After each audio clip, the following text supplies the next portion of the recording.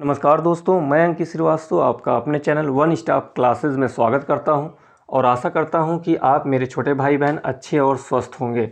आज हम घटना चक्र पूर्वावलोकन में मध्यकालीन भारतीय इतिहास कंप्लीट करेंगे, जिसमें हम आज तुगलक वंश के बारे में पढ़ेंगे। इस बुक में जो फैक्ट्स दिए गए हैं उससे थोड़ा ज़्यादा चीज़ों को हम कवर करेंगे। हम ज़्यादा डिटेल में नहीं जाएंगे क्योंकि हमें इस बुक को जल्द से जल्द कवर करना है। अगर आपको और डिटेल में पढ़ना है तो हमने मध्यकालीन भारतीय इतिहास को प्रत्येक टॉपिक को बहुत ही डिटेल से पढ़ाया है। मेरा सिर्फ एक ही उद्देश्य है कि मेरे जो भी छोटे भाई बहन पूर्वावलोकन की बुक नहीं ले पाए हैं वो इस वीडियो के माध्यम से लाभ उठा सकें। हम तुगलक वंश के बारे में पूरे डिटेल में देखेंगे।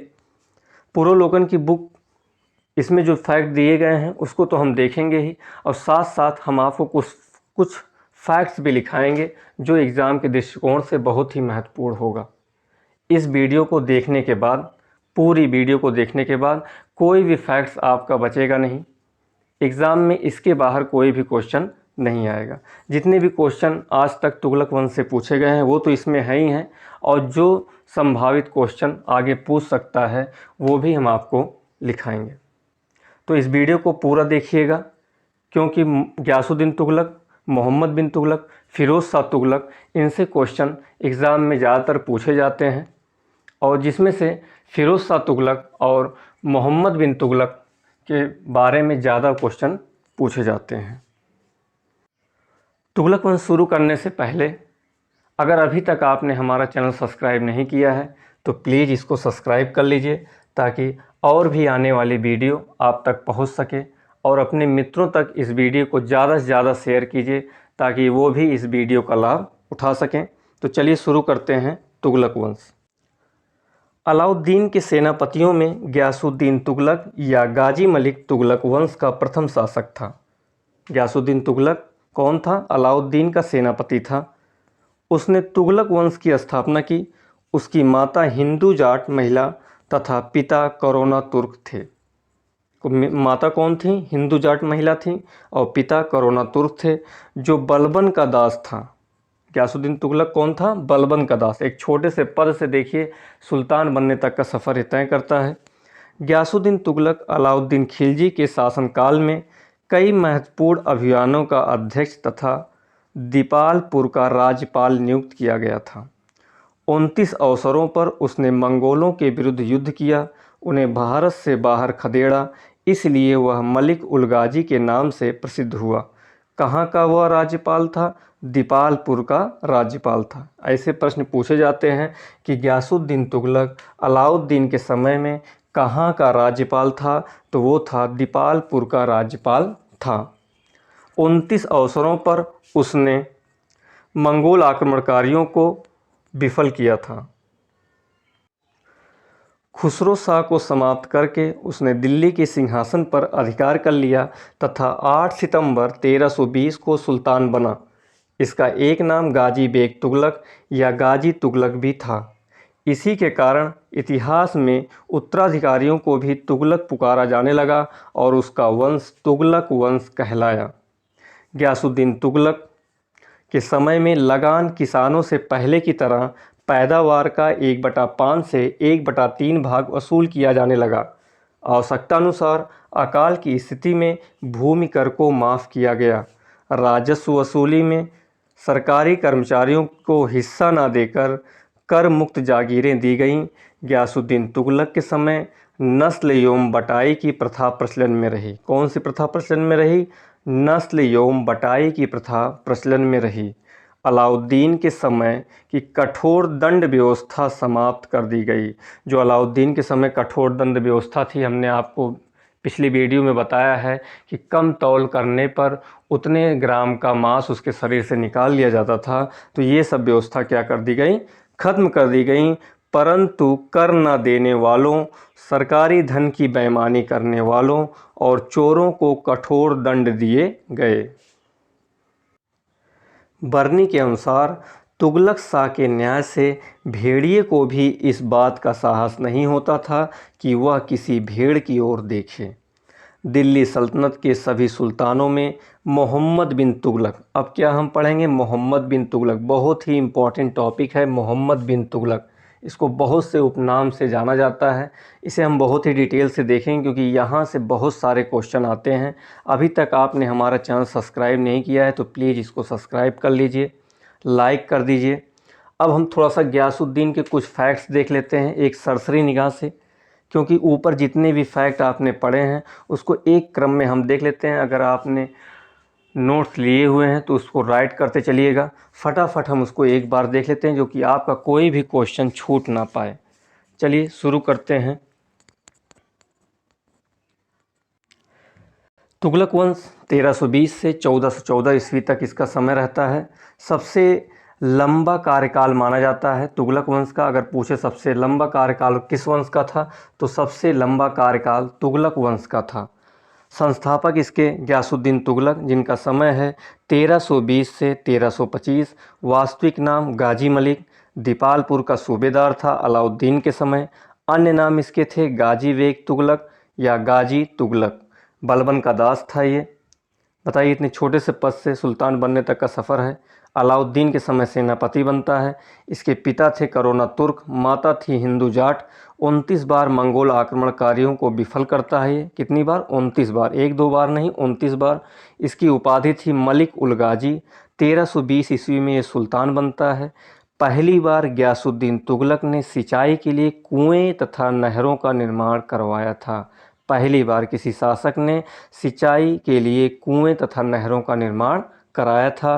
रोमन शैली में तुगलकाबाद को गयासुद्दीन ने बसाया था। पहली बार दक्षिण भारत के किसी राज्य का सल्तनत में विलय हुआ था। उस राज्य का नाम था वारंगल। ये सभी चीज़ें नोट डाउन करते चलिए। गयासुद्दीन की मृत्यु कैसे होती है? बंगाल के अभियान से लौटते समय जौना खां द्वारा बनवाया गया लकड़ी के महल के गिरने से इसकी मृत्यु हो जाती है। और ये लकड़ी का महल किसने बनवाया था? जौना खां, जो आगे मोहम्मद बिन तुगलक के नाम से फेमस होगा। ये लकड़ी का महल दिल्ली के समीप अफ़गानपुर में बनाया गया था।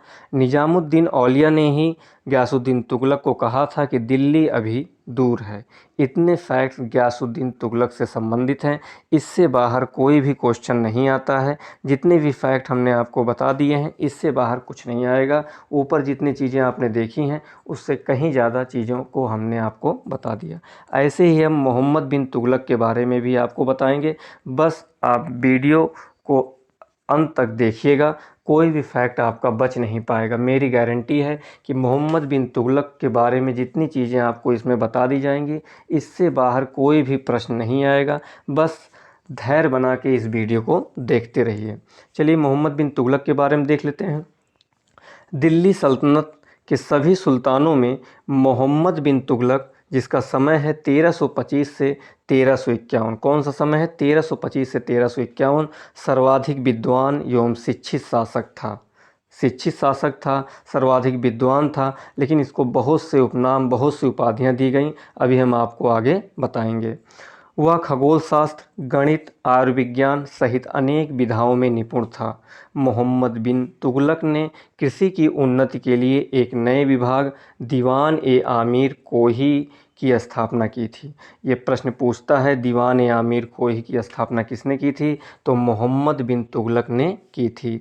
इस विभाग का मुख्य कार्य कृषकों को प्रत्यक्ष सहायता देकर अधिक भूमि के कार्यों के अधीन लाना था। 60 वर्ग मील की भूमि का एक लंबा टुकड़ा इस कार्य के लिए चुना गया। भूमि पर कृषि सुधार किए गए और फसल चक्र के अनुरूप हेर फेर के साथ विभिन्न फसलों की खेती की गई। अभी हम आपको और डिटेल में मोहम्मद बिन तुगलक के बारे में, जब ये पूर्वावलोकन ख़त्म होगा तो लास्ट में हम आपको मोहम्मद बिन तुगलक से सभी जितने फैक्ट्स हैं वो आपको मैं एक तरफ से बताते चलूँगा। बस आप उसको नोट करते चलिएगा। अब मोहम्मद बिन तुगलक के कुछ कार्य हम देख लेते हैं। इसने 4-5 कार्य ऐसे किए थे जो बहुत ही बेवकूफ़ीपूर्ण थे। मतलब योजना तो बहुत अच्छी थी, योजना इसने पॉलिसी तो बहुत अच्छी बनाई थी, लेकिन वो विफल हो गई।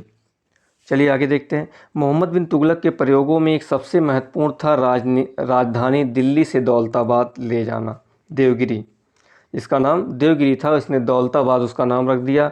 इब्न बतूता के अनुसार सुल्तान को दिल्ली के नागरिक असम्मानपूर्ण पत्र लिखते थे, इसलिए उन्हें दंड देने के लिए उसने देवगिरी को राजधानी बनाने का निर्णय लिया। डॉक्टर के निज़ामी के अनुसार सुल्तान कुतुबुद्दीन मुबारक खिलजी ने देवगिरी का नाम कुतुबाबाद रखा तथा मोहम्मद तुगलक ने दौलताबाद। देवगिरी को कुव्वतुल उल इस्लाम भी कहा गया।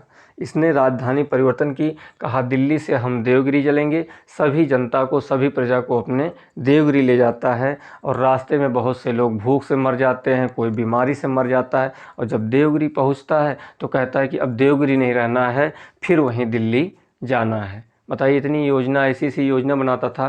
कुछ तो ऐसा था कि असम्मानपूर्ण पत्र लिखने की वजह से, और कुछ ये सोचता था कि दिल्ली से अगर हम सेंटर, देवगिरी में सेंटर पे रहेंगे तो आक्रमणकारियों से हमारे जो राजधानी है उसकी रक्षा होती रहेगी। इसकी योजना तो बहुत अच्छी थी लेकिन विफल हो जाती है।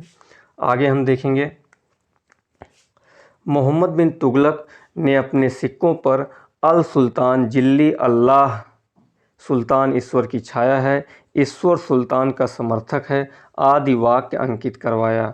मोहम्मद बिन तुगलक के द्वारा जारी स्वर्ण सिक्कों को इब्न बतूता द्वारा दिनार की संज्ञा दी गई थी। बरनी मोहम्मद बिन तुगलक की 5 मुख्य योजनाओं का विशेष रूप से उल्लेख करता है। इसमें से मोहम्मद बिन तुगलक 5 योजनाएं मोहम्मद बिन तुगलक ने लागू की थीं, जिसमें पहला है दोआब में कर वृद्धि, दोआब में कर वृद्धि करना, देवगिरी को राजधानी बनाना, सांकेतिक मुद्रा जारी करना, खुरासान पर आक्रमण और कराचिल की ओर अभियान।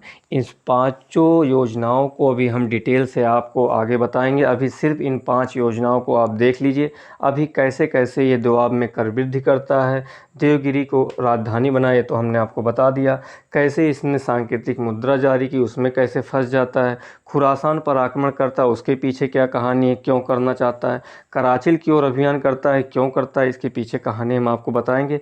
पहले इस नोट्स को हम पढ़ते चलते हैं, लास्ट में आपको मोहम्मद बिन तुगलक के जो और भी फैक्ट्स हैं हम आपको एक तरह से बताते चल जाएंगे, जैसे गयासुद्दीन तुगलक के बारे में आपको बताया है।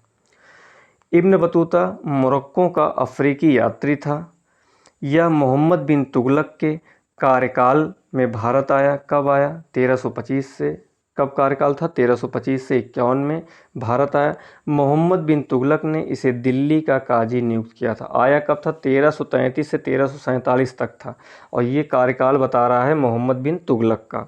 बाद में 1342 में उसे सुल्तान का राजदूत बनाकर चीन भेजा गया। इब्न बतूता ने किताब उल रहला नामक अपनी पुस्तक में अपनी यात्रा का विवरण प्रस्तुत किया है। सल्तनत काल में डाक व्यवस्था का विस्तृत विवरण इब्न बतूता की यात्रा वृत्तांत द्वारा प्राप्त होता है। दिल्ली के सुल्तानों में मोहम्मद बिन तुगलक प्रथम सुल्तान था जो हिंदुओं के त्योहारों मुख्यतः होली में भाग लेता था। यह ऐसा सुल्तान था जो हिंदुओं के त्योहारों मुख्यतः विशेष रूप से होली में भाग लेता था। उसने गैर तुर्कों और भारतीय मुसलमानों को भी सरकारी पदों पर नियुक्त किया था, जिसके कारण बर्नी ने उसे कटु आलोचना की और ऐसे व्यक्तियों को छिछोरा, माली, जुलाहा, नाई, रसोइया आदि कहा है। क्या क्या इसको, इतना विद्वान, इतना शिक्षित शासक, लेकिन उसको क्या क्या कह दिया? छिछोरा, माली, जुलाहा, नाई, रसोइया, इतना नाम उसको दे दिया। 20 मार्च 1351 को मोहम्मद बिन तुगलक की मृत्यु हो गई। उसके निधन पर बदायूं ने लिखा, सुल्तान को उसकी प्रजा से और प्रजा को अपने सुल्तान से मुक्ति मिल गई। इतनी चीज़ें मोहम्मद बिन तुगलक के बारे में थीं।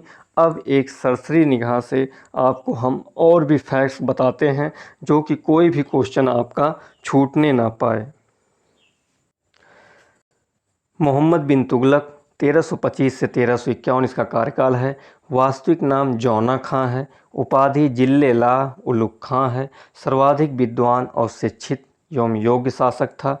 इसको स्वप्नशील, रक्त पिपासु, पागल, अंतर विरोधियों का विस्मयकारी मिश्रण कहा गया है। बस आप ऐसे ही सुनते चलिए और इसको नोट्स करते चलिएगा, एक भी फैक्ट्स आपका छूटने नहीं पाएगा, मेरी गारंटी है। इसके बाहर कोई भी क्वेश्चन आएगा नहीं। दिल्ली की गद्दी पर 1325 ईस्वी में बैठा प्रथम सुल्तान था जिसने हिंदुओं के त्योहारों में भाग लिया, विशेष रूप से होली में। भारतीय मुसलमानों और गैर तुर्कों को भी सरकारी के पद पर नियुक्त किया। अजमेर शरीफ जाने वाला प्रथम सुल्तान कहा जाता है इसको।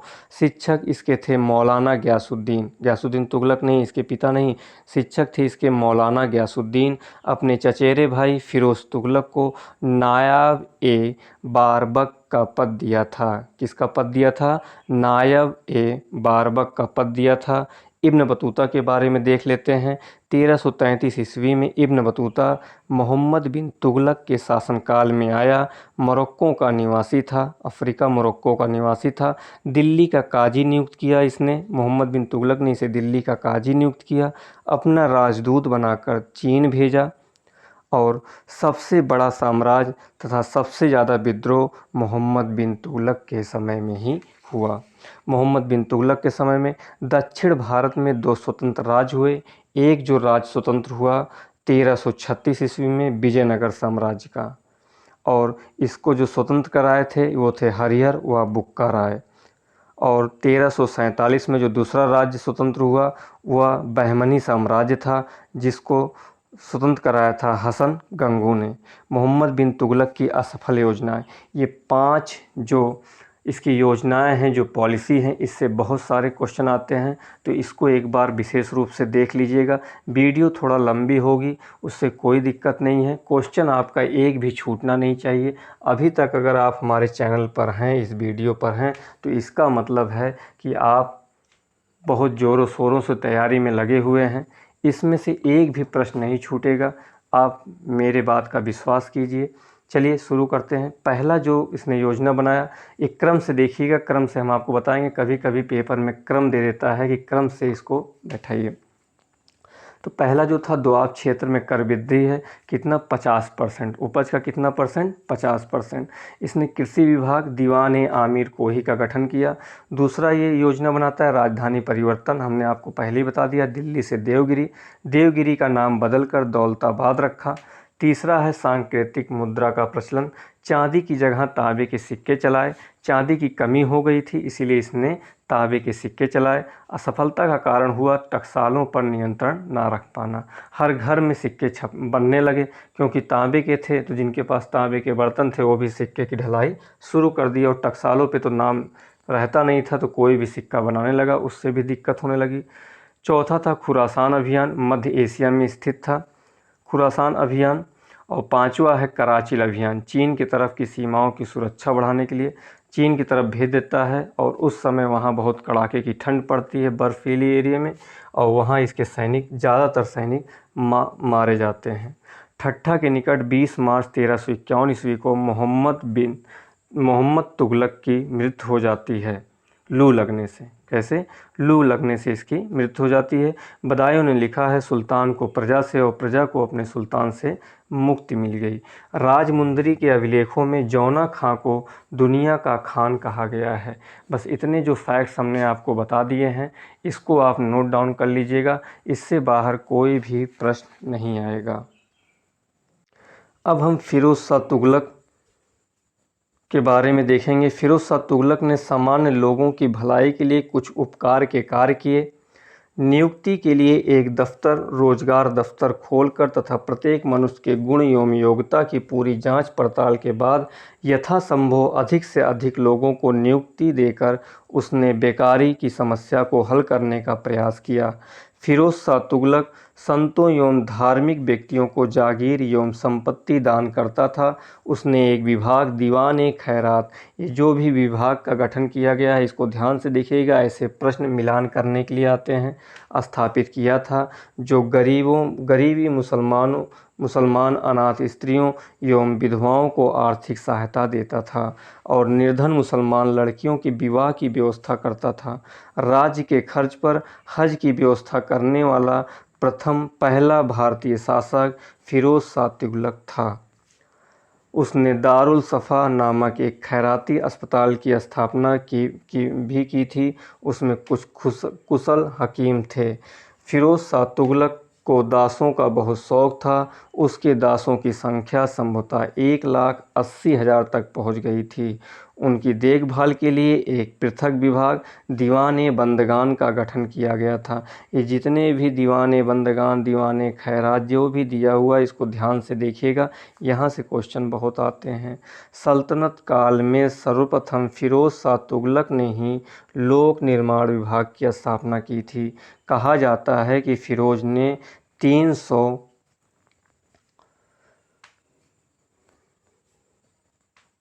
300 नवीन नगरों का निर्माण कराया। उसके द्वारा बसाए गए नगरों में फ़तेहाबाद, हिसार, फ़िरोज़पुर, जौनपुर और फ़िरोज़ाबाद प्रमुख थे।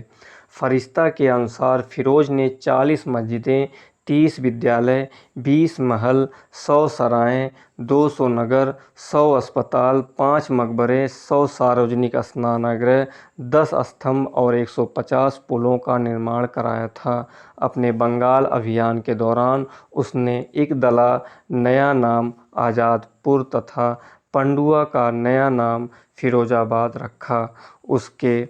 उसके राज्य का मुख्य वास्तुकार मलिक गाजी सहना था। प्रत्येक भवन की योजना को उसके व्यय अनुमान के साथ दीवाने विराजत के सम्मुख रखा जाता था, तभी उस पर धन स्वीकार किया जा सकता था। फ़िरोज़ तुगलक का शासनकाल भारत में नहरों के सबसे बड़े जाल का निर्माण करने का कारण प्रसिद्ध रहा। सिंचाई की सुविधा के लिए उसने 5 बड़ी नहरों का निर्माण कराया। प्रथम नहर 150 मील लंबी थी, जो यमुना नदी तक का पानी हिसार तक ले जाती थी। दूसरी 96 मील लंबी, जो सतलज से घाघरा तक जाती थी। तीसरी सिरमौर की पहाड़ियों से निकलकर हांसी तक जाती थी और चौथी घाघरा से फ़िरोज़ाबाद तक थी। पाँचवीं यमुना नदी से फ़िरोज़ाबाद तक थी। फ़िरोज़ तुगलक ने सिंचाई और यात्रियों की सुविधा के लिए 150 कुएं भी खुदवाए। फ़रिश्ता के अनुसार फ़िरोज़ ने सिंचाई की सुविधा के लिए विभिन्न स्थानों पर 50 बांधों, 30 झीलों अथवा जल को संग्रह करने के लिए तालाबों का निर्माण करवाया। फ़िरोज़ तुगलक उलेमा वर्ग की स्वीकृति के पश्चात हक़-ए-सर्व नामक सिंचाई कर लगाने वाला दिल्ली का प्रथम सुल्तान था। कौन सा सिंचाई कर? हक़-ए-सर्व। ये ध्यान से देखिएगा, हक़-ए-सर्व नामक सिंचाई कर लगाने वाला दिल्ली का प्रथम सुल्तान था। उन किसानों को जो सिंचाई के लिए शाही नहरों का पानी प्रयोग में लाते थे, अपनी पैदावार का 1/10 भाग, कितना भाग? 1/10 भाग सरकार को देना पड़ता था। फ़िरोज़ तुगलक द्वारा ब्राह्मणों पर भी जजिया कर लगाया गया था। वेरी वेरी इंपॉर्टेंट लाइन, ब्राह्मणों पर जजिया कर लगाने वाला फ़िरोज़ शाह तुगलक था। उल्लेखनीय है कि उस समय तक ब्राह्मण इस कर से मुक्त रखे गए थे। फ़िरोज़ शाह तुगलक ने बागवानी में अपनी अभिरुचि के कारण दिल्ली के निकट 1200 नए फलों के बाग लगाए। उसने अपने बागों में फलों की गुणवत्ता के सुधारने के लिए भी उपाय किए थे। फ़िरोज़ शाह तुगलक द्वारा अशोक के 2 स्तंभों को मेरठ एवं टोपरा से दिल्ली लाया गया। टोपरा वाले स्तंभ को महल तथा फ़िरोज़ाबाद की मस्जिद के निकट पुनः स्थापित कराया गया। मेरठ वाले स्तंभ को दिल्ली के वर्तमान बाड़ा हिंदू राव अस्पताल के निकट एक टीले कस्से शिकार ए आखेट स्थान के पास पुनः स्थापित कराया गया। दिल्ली के सुल्तान फ़िरोज़ तुगलक ने इस उद्देश्य से इस अनुवाद विभाग की स्थापना की थी। किसने की थी? फ़िरोज़ तुगलक ने इस उद्देश्य से एक अनुवाद विभाग की स्थापना की थी कि उससे हिंदू एवं मुस्लिम दोनों संप्रदाय के लोगों में एक दूसरे के विचार की समझ बेहतर हो सके। उसने कुछ संस्कृत ग्रंथों का फ़ारसी में भी अनुवाद कराया था। नासिरुद्दीन महमूद 1394 से 1412 ईस्वी तक इसका शासनकाल रहता है। तुगलक वंश का अंतिम शासक था। कौन था? नासिरुद्दीन महमूद तुगलक वंश का अंतिम शासक था। इसके शासनकाल में ख्वाजा जहाँ ने जौनपुर के स्वतंत्र राज्य की स्थापना की। पंजाब का सूबेदार खिरज खां स्वतंत्र होकर दिल्ली को प्राप्त करने के लिए प्रयत्न करने लगा। फिरोज के एक अन्य पुत्र नुसरत शाह ने नसरुद्दीन को चुनौती दी। फलस्वरूप तुगलक वंश को दो भागों में विभाजित किया गया और दोनों शासकों ने एक ही साथ दिल्ली के छोटे से राज्य पर शासन किया। नसरुद्दीन दिल्ली में रहा और नुसरत शाह फिरोजाबाद में। नसरुद्दीन महमूद के शासनकाल में मध्य एशिया के महान मंगोल सेनानायक तैमूर ने भारत पर आक्रमण किया। कब किया था? 1398 ईस्वी में। यह कथन इसी शासक के लिए प्रचलित था। शहंशाह की सल्तनत दिल्ली से पालम तक फैली हुई है। तैमूर के आक्रमण ने दिल्ली सल्तनत एवं तुगलक वंश दोनों को ही नष्ट कर दिया। 1412 ईस्वी में नसरुद्दीन महमूद की मृत्यु के साथ ही तुगलक वंश का अंत हो गया। 1413 में सरदारों ने दौलत खां को दिल्ली का सुल्तान चुना, परंतु उसे खिरज खां ने पराजित कर दिया। वह तैमूर द्वारा नियुक्त लाहौर का सूबेदार था। तैमूर के आक्रमण के बाद 1414 ईस्वी में उसने दिल्ली पर अधिकार कर एक नए वंश सैयद वंश की नींव डाली। ये था फिरोज तुगलक से संबंधित था। अब नेक्स्ट वीडियो में हम इसके जो भी प्रश्न हैं उसको हम देखेंगे, क्योंकि काफ़ी वीडियो लंबी हो जाएगी, इसलिए हम नेक्स्ट वीडियो में इसके प्रश्नों को देखेंगे। जितने भी प्रश्न आज तक तुगलक वंश से पूछे गए हैं उनको देखेंगे। और अभी तक अगर आपने हमारा चैनल सब्सक्राइब नहीं किया है तो प्लीज़ इसको सब्सक्राइब कर लीजिएगा और वीडियो अच्छी लगी तो इसे लाइक कीजिएगा। धन्यवाद।